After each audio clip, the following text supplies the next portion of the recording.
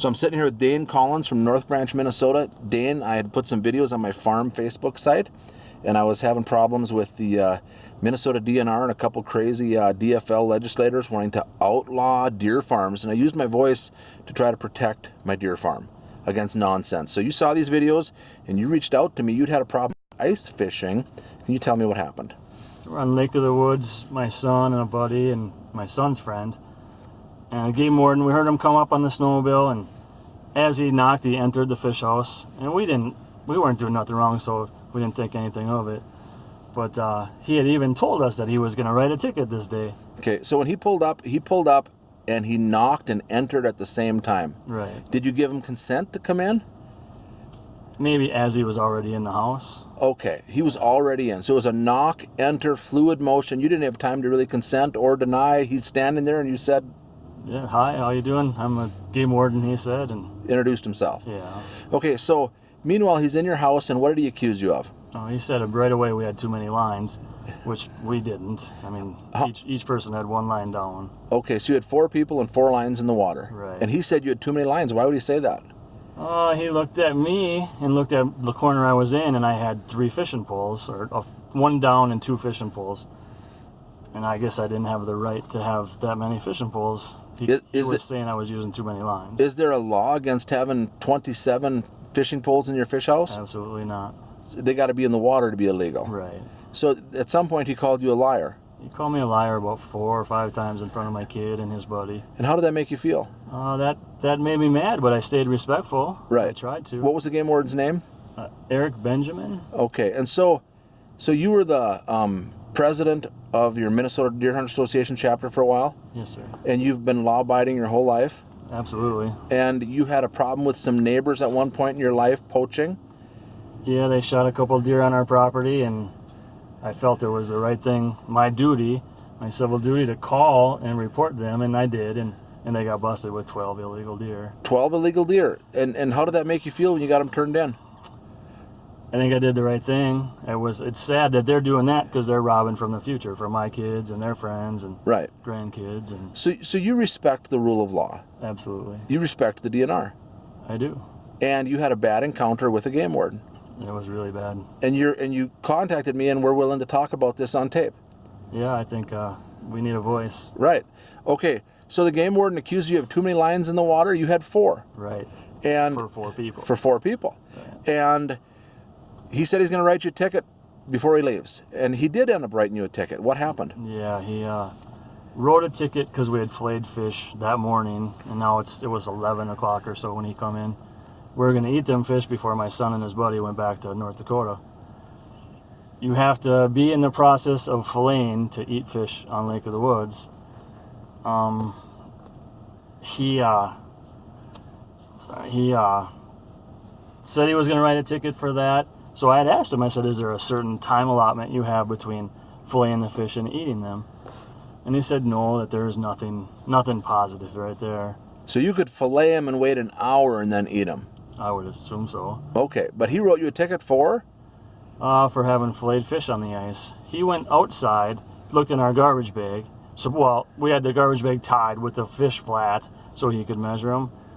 And he came back in and wrote me a ticket for having filleted fish on the lake, but he never even opened the bag to look or measure or see what kind of fish they were. Okay, but you do have a right to fillet and eat fish on the lake. Yep, you do. And so you got a ticket for some reason. You don't know why, really. It was bad. It was for no reason whatsoever other than he wanted to write a ticket. Okay. And you consider yourself, like I said before, a law-abiding, respectful, love America, treat everybody with respect. I try. Nobody's perfect, but I sure try. Yeah, and so you've assisted the DNR in other cases that resulted in 12 deer being discovered poached. Right. And now this game warden's calling you a liar in front of your son. Right. How did that make you feel? Oh, it's horrible. I mean, I was angry. Plus, I hunt other states, and any record on my record looks bad. Right. Did you lose respect for the DNR? I did. Yep. And these kids that were college kids that were with you fishing, do you think they're going to enjoy fishing in the future? The one boy put his stuff away and took a 6-hour nap, and then left to go home to North Dakota right after that. And he just quit fishing right then and there and said, I'm not even going to be a part of this. This is Right. ridiculous. He hadn't fished in 12 years, so I thought I was doing something good getting him out fishing. That's what I like to do, get people involved, get youth involved, because we're losing that. Right, right. He probably won't fish again.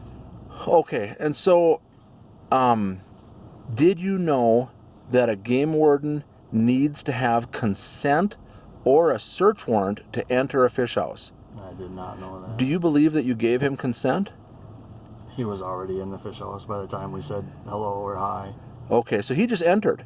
He knocked and entered at the same time. There's a reasonable expectation of privacy. There's much case law that says game wardens cannot enter a fish house without a search warrant or consent. There was a memo written by the colonel of the Minnesota DNR years ago that I saw, a couple years ago, and it said stop entering fish houses without consent or a search warrant. And this guy's just beating to his own drum, doing his own thing, entering your fish house. Right. So did you fight this ticket? No, I wanted to fight it. I had every intent because, again, that's my civil duty. Right. I feel to fight something that was done wrong. Yep. I called the number I had got on my ticket, and there was no way to get a court date. It was all computerized, automated, so I just paid the ticket. How much was it? I think it was $185. Okay. So you couldn't really figure out how to fight it or go to court or do anything. Right. It's a $185 fine, and you missed work, you just paid it. Yeah. Right. Something I was angry about, and Right. that's not right. How do you feel about this game warden? He got the memo. How old is he? I would say he's around 50. He got the memo that I saw that said stop entering fish houses without consent or a search warrant, and he just decides, you know what, I'm going to do whatever I want, and I'm going to enter it. And he entered and violated your rights. Right. How do you feel about that? Had I been doing something wrong, I guess I deserve to be in trouble, but we didn't do anything in this case. Right. But even if you were doing something wrong, if you were and you weren't, and he violated your civil rights, Yeah, right.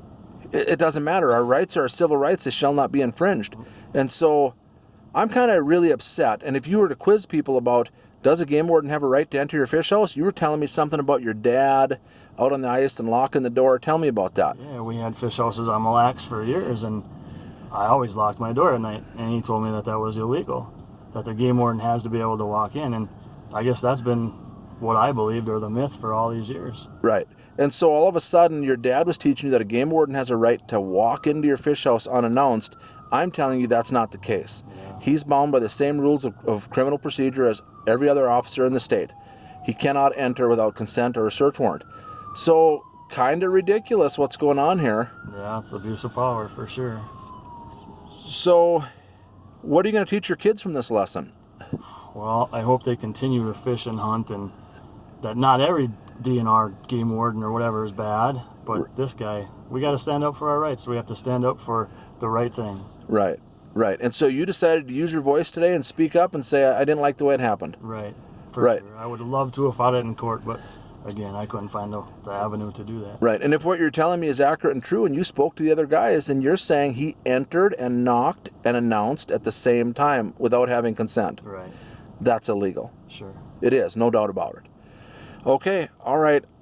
Sounds good. Thank you for your time. Thank you. So Dane, he had reached out to me. He was upset at what had happened in his fish house. He'd seen my videos where I was fighting to save my farm from crazy legislation that would have, in essence, forced me to get rid of all my deer by killing them. So Dane was encouraged that we have a voice. It's the only tool we have. And he wanted to use his voice to expose what had happened to him in the fish house. Let me tell you a little bit more about Dane. Dane had applied for the right to host the governor of Minnesota, him and his dad, and bring the governor of Minnesota out hunting on their land. They were selected. What a huge, prestigious honor it is to be able to take the governor of Minnesota onto your hunting land. Dane and his dad were selected. Dane also brought a guy hunting who hadn't been hunting before. The guy shot a monster buck. Dane is the type of guy that wants to get new people involved in the sport. He has credibility. He's the type of hunter that we want in Minnesota. Dane used his will and determination and voice to turn in people in his area who had been poaching deer. You heard that. 12 deer had been poached. The game wardens working with Dane were impressed with him. He'd shed light on a bad incident and brought bad people to justice. Dane's a credible good guy. And on this particular day, Dane is sitting in his fish house with his son, and a game warden knocks on the door and enters without a search warrant, without consent. And in the process of being in the fish house, the game warden called Dane a liar 4 times. Dane was not happy. He called him a liar in front of his son. And the game warden said he's going to write somebody a ticket. Well, Dane did have extra fishing rods in the house, but they weren't in the water. Dane's not that type of guy. I'm not encouraging anybody to break the law by doing a video like this. I'm encouraging people to stand up and have their voice be heard. So this game warden decided he was going to write him a ticket for filleting fish on the ice, which I understand you can legally do, but you need to save the carcass of the fish. You can eat the fillets and they count towards your limit. Dane did that. He kept all the fillets. They were in a bag, a black bag outside the door, which I was told the game warden never looked in. He didn't care. So Dane, first of all, he didn't violate the law. He kept the fillets. He didn't go over limit. He didn't have too many lines in the water. This game warden wrote him a ticket. Why didn't Dane fight it? Because he tried the automated prompt systems. He couldn't even figure out how to get his day in court because it's confusing and it's lengthy. So it's easier just to pay your fine and not go into court and miss work and all the other stuff, possibly in 2 or 3 different hearings it could be before you're done. So Dane paid his fine. Well, all of a sudden we're talking and I said, well, first of all, there's a lot of case law that says you just can't barge into a fish house. There's case law. We'll put some of it on the screen here. Can't do it. Any evidence in a situation where there was illegal activity is thrown out. It's not admissible in court. Gotta have a search warrant. Gotta have consent. There could be a fresh pursuit clause, but you can't walk in unannounced. So a couple of years ago, I saw a memo that came across my desk, a memo from the colonel of the DNR directing all the game wardens to stop knocking and entering fish houses in this manner. I saw the memo. Did the game warden in this particular case, did he see that directive? Did he see the memo directing him to not do business this way? I think he probably did. I would bet he did. It was a memo from the colonel. If I saw it, he probably saw it. So we got a game warden, a bad guy, not following the recommendations and directives of the colonel of the DNR. That's what I believe to be true. What should Dane do now? Well, he used his voice, he put light on it, but he should also make a formal complaint to the DNR. I did that with Lou Cornicelli. I don't believe Lou has any credibility, and Lou sent out an email to a guy named Jason saying that I must have done something with another video, as Lou had received some threatening emails, and he tied me to that and sent it out to a member of the public on his work computer. That's what he did. They have the emails, and Lou's bad-mouthing me to the public, members of the public tying me to threatening behavior. I only have my voice. That's all I have. And I got a employee from the DNR doing this. I made a formal complaint. I didn't know where to send it, so I sent it to Commissioner Stroman. And we'll put it on the screen here. I did get an email back on April 23rd at 2:11 p.m. from Denise F. Legato, of Director of Human Resources. And here's what she said. You can read it, but in essence it says, I will contact you as soon as possible. They take this serious. Great. Today is June 9th. What have I heard back? Nothing. Has anybody got a hold of me? Have I gotten a text, a phone call, an email since this date and time? I've got nothing back. So here's the problem that Commissioner Stroman has. How is it that you can rein in a few rogue guys, Commissioner Stroman? If you can't rein in Lou Cornicelli at the top, how are you going to rein in people much lower on the food chain? A rogue game warden up here, beaten to his own drum, not following the colonel's orders. Well, she needs to know about it. She can't do anything if she doesn't know about it. So we as people, we have a voice, and we need to lodge formal complaints every time something like this happens. Make a complaint. They're going to get back to me. Do I think that Denise Legato is going to get back to me concerning Lou? Yes, I do. It's been since April 23rd. I'm going to have faith. She's going to get back to me. I'm waiting for an investigator to call me. Call me. They have my number. Where should Dane post his complaint? Here's the address. If you have a problem with the DNR, many people are reaching out to me. Not all, but a few rogue people are putting the DNR in a bad light. They need to follow the same rules of criminal procedure as everybody else, as every other agency, sheriff, state patrol, police departments. Why do they think they can enter into a fish house?